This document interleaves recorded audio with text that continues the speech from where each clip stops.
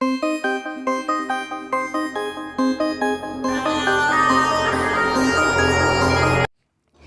Dear student, कैसे हो आप सभी लोग। मैं हूं DRX देवेशपाल और आज की क्लास में आपका बहुत बहुत स्वागत है। आज हम लोग एक और इम्पॉर्टेंट टॉपिक पढ़ने वाले हैं। उससे पहले मैं आपको बता दूं कि हम लोग जो चैप्टर पढ़ रहे हैं यानी कि जो चैप्टर जो भी बोलो आप, हम लोग जो पढ़ रहे हैं उसका नाम है पौधों में परिवहन। ठीक है, क्या पढ़ रहे हैं हम लोग? पौधों में परिवहन यानी कि transport in plant. Xylem phloem जो है कैसे परिवहन करते हैं। तो बहुत सारी चीज़ें हम लोग इसमें पहले पढ़ चुके हैं, बहुत सारे टॉपिक पढ़ चुके हैं।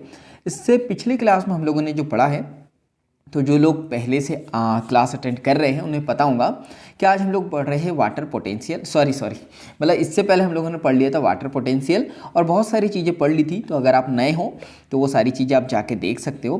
तो पिछली क्लास में हम लोगों ने वाटर पोटेंशियल पढ़ा था, जो बहुत ज़्यादा ही इंपॉर्टेंट है। क्लियर है? नीट में बहुत सारे क्वेश्चन आते हैं। सॉलिड पोटेंशियल क्या होता है, वाटर पोटेंशियल क्या होता है, काइनेटिक एनर्जी कब बढ़ेंगी कब कम होंगी, ये सारी चीज़ें मैंने आपको बता दी थी। इसके बाद एक और हम लोगों ने देखा था प्रेशर पोटेंशियल। क्लियर है? अब अगर आपने ये सारी चीज़ें पढ़ ली है तो मैंने कहा था कि कुछ न्यूमेरिकल है, तो चलो इसको देखते हैं। Osmotic relation of plant cell, यानी ये पादप कोशिका के परासरणी संबंध क्या है। तो देखो, ये फॉर्मूला आपको याद रखना है। क्या है? DPD equal to OP minus TP, या TP की जगह WP भी ले सकते हैं। TP यानी कि टर्गर प्रेशर या तो फिर वाल्व प्रेशर। क्लियर है? आधुनिक शब्दावली यानी मॉडर्न टर्मोलॉजी में हम इसको ऐसे लिख सकते हैं, sign W equal to sign S plus sign P। पढ़ा था हम लोगों ने पिछले क्लास में।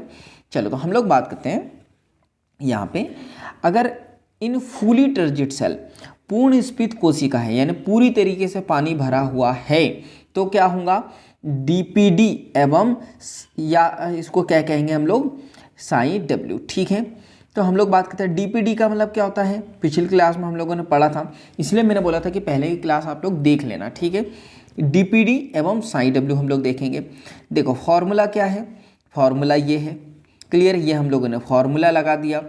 अब ये एग्जाम्पल के लिए मान रहे हैं हम लोग, ठीक है ना। एग्जाम में आपको ऐसे क्वेश्चन आएंगे कि मान लो कि OP कितना है 10, TP कितना है 10, फॉर्मूले में है माइनस, तो 10 और 10 कितना हो जाएगा? 10 में से 10 गए यानी 10 में से 10 गए, DPD कितना हो जाएगा? 0। क्लियर है?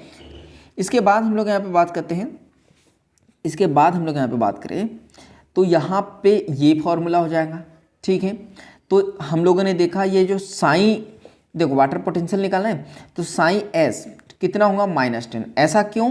क्योंकि जब मैंने पढ़ाया था आपको बताया था, देखो ये अभी मैं बता देता हूँ आपको। देखो सॉलिड पोटेंशियल हमेशा कैसा होता है? पॉजिटिव होता है, तो ये याद रखना है। क्लियर है? तो यहाँ फिर माइनस क्यों लिखा है? सॉलिड पोटेंशियल जब हमेशा पॉजिटिव में रहता है तो यहाँ माइनस में क्यों लिखा है?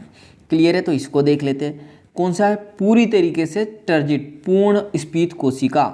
तो देखते हैं हम लोग क्या किसकी बात करें, सॉलिड पोटेंशियल। तो कहीं तो लिखा होगा, तो ये लिखा हुआ है। ठीक है, तो यहाँ पे पूर्ण टर्जिट सेल की बात करते हैं, तो यहाँ तो नहीं दिया है। तो चलो फिर से हम लोग रिटर्न चलते हैं अपने टॉपिक पे। देखो तो यहाँ पे हम लोग बात करते हैं, यहाँ जो सॉलिड पोटेंशियल होगा ये याद रखना कि टर्जिट सेल में कैसा होगा? माइनस, ये हो गया प्लस, TP कितना हो गया? 10, तो 10 में से ये माइनस और प्लस माइनस, 10 में से 10 गए 0। क्लियर है? चलो नेक्स्ट देखते हैं हम लोग। इसके बाद हम लोग बात करते हैं फ्लैसिड सेल। ठीक है, यानी कैसी सेल? मुरझाई हुई सेल में DPD कितना होगा? तो यहाँ DPD बात करते हैं, DPD इक्वल टू क्या हो जाएगा? OP minus TP। ये आपको फॉर्मूला पता है। अच्छा, ये चीज़ मैंने यहाँ पे लिख दी है। चलो तो आपका फ़ायदा हो गया। याद रखो कि जब फ्लैसिड सेल होंगी ना तो TP हमेशा कैसा होगा? 0 होगा। क्लियर है? मैंने पहले लिखा हुआ है, पहले क्लासेस में आप जाके देख सकते हो। तो OP कितना? 10, TP कितना? 0, 10 में से 0 गए 0। ठीक है, यहाँ पे वाटर पोटेंशियल क्या होगा? तो हम लोग बात करते हैं यहाँ पे -10।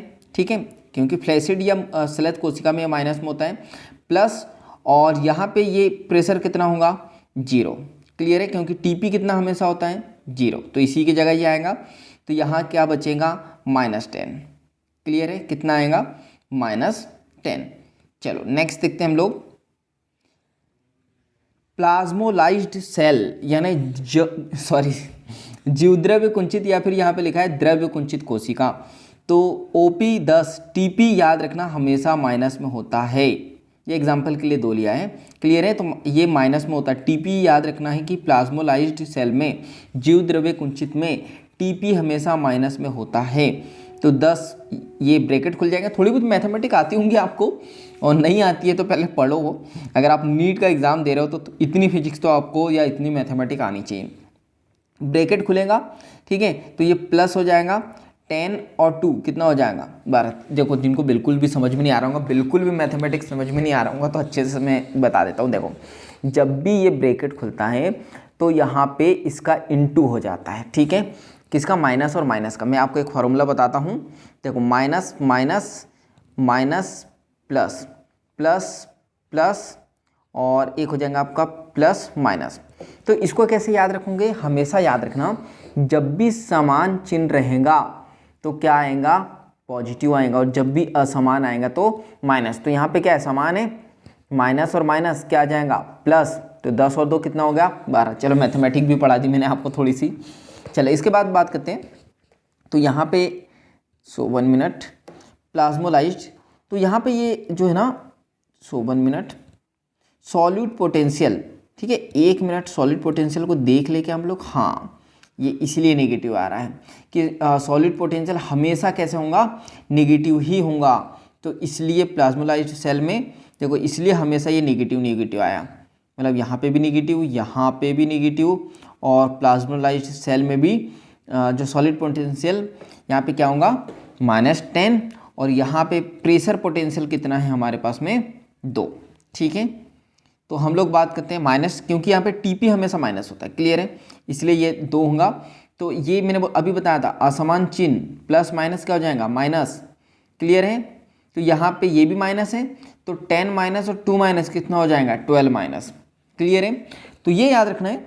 ये 2 फॉर्मूले बता दिए हैं, इससे भी निकाल सकते हो। TP = OP माइनस, अच्छा इसका ये फॉर्मूला होगा क्योंकि TP हमेशा माइनस में रहता है, तो ऐसे लिख सकते हो, या तो DPD, इसको सॉल्व करोगे तो कुछ ऐसा बन जाएगा फॉर्मूला कि DPD = OP + TP। कैसे आया? देखो फॉर्मूला तो यही है, सेम टू सेम ये है, लेकिन यहाँ पे क्या बताया है? ये TP हमेशा माइनस में होता है ना, प्लाज्मोलाइज्ड सेल में माइनस में होता है, इसलिए यहाँ पे ये बताया है, क्लियर है। और इसको जब माइनस माइनस को प्लस कर दोगे तो ये वाला फॉर्मूला आ जाएगा। इसके बाद बात करते हैं आंशिक रूप से स्फीत कोशिका है, तो मतलब पूरी तरीके से जो है मुरझाई हुई नहीं है, सॉरी मतलब टर्जिट नहीं है, मतलब कि पूरी तरीके से पानी नहीं भरा है, थोड़ा बहुत भरा है। तो पार्शियली टर्जिट है, तो या तो ये फॉर्मूला या तो ये फॉर्मूला। तो यहाँ पे 10 TP - 2, क्लियर है, माइनस माइनस प्लस 12 आ जाएगा। यहाँ पे ये वाला फॉर्मूला, तो यहाँ पे देखो ये माइनस प्रेशर पोटेंशियल कितना होगा? यहाँ पे -2 और यहाँ पे प्लस, तो यहाँ पे क्या हो जाएगा? देखो माइनस प्लस माइनस, और फिर ये क्या जाएगा? 10 और 2 12, और ये माइनस में, क्लियर है। ये बेसिक मैथमेटिक है, और बेसिक मैथमेटिक होने के साथ थोड़ा सा कॉन्सेप्ट है। क्या कॉन्सेप्ट है? कि जब सेल टर्जिट होगी तो TP क्या होगा, OP क्या होगा, सॉलिड पोटेंशियल क्या होगा, माइनस में कब होगा, पॉजिटिव में कब होगा, कब जीरो होगा, ये याद रखना। जैसे प्लाज्मोलाइज्ड सेल में 0 लिखा होगा, 0 नहीं लिखा है, ठीक है, ये लिखा है, ठीक है। फ्लैसिड सेल में 0 होता है, ये हमेशा 0 होता है। तो ये सारी चीज़ें पहली क्लास में मैंने बताई है, तो आप वो पहले जाके देखो आप, तो आपको चीज़ें समझ में आएंगी और भी अच्छे से, ठीक है। इसके बाद हम लोग यहाँ पे बात करते हैं नेक्स्ट, ठीक है। तो नेक्स्ट बात करते हैं हम लोग अंतः शोषण या अंतः चूषण, यानी इम्बिशन है, ठीक है। अब इस चैप्टर में क्या है, सॉरी इस टॉपिक में क्या है? तो इसमें विशेष प्रकार का जो है विसरण होता है। यहाँ पे जो जल की गति है ये सांद्रण प्रवणता के अनुसार होती है। सांद्रण प्रवणता क्या होती है? High concentration to low concentration, या तो low concentration to high concentration, ठीक है। अवशोषक तथा अंतः शोषित होने वाले द्रव्य के बीच जल विभव प्रवणता आवश्यक होती है, यानी जल का वाटर पोटेंशियल अभी पढ़ा हम लोगों ने, क्लियर है। तो उसकी प्रवणता जो है जरूरी है, कम या ज़्यादा, क्लियर है। चलो तो यहाँ पे हम लोग बात करते हैं। देखो ये क्या है? बीज है। अब यहाँ पे पानी को अवशोषित करेगा, ठोस एवं कोलाइट को ये अवशोषित करेगा, और यहाँ से फिर ये क्या करेगा? ग्रोथ यानी कि वृद्धि, ठीक है। एक एग्जाम्पल है सूखी लकड़ी, क्लियर है। सूखी लकड़ी और एक एग्जाम्पल क्या है, नवोद्भिद यानी कि सीडलिंग में ये पानी अवशोषित होता है।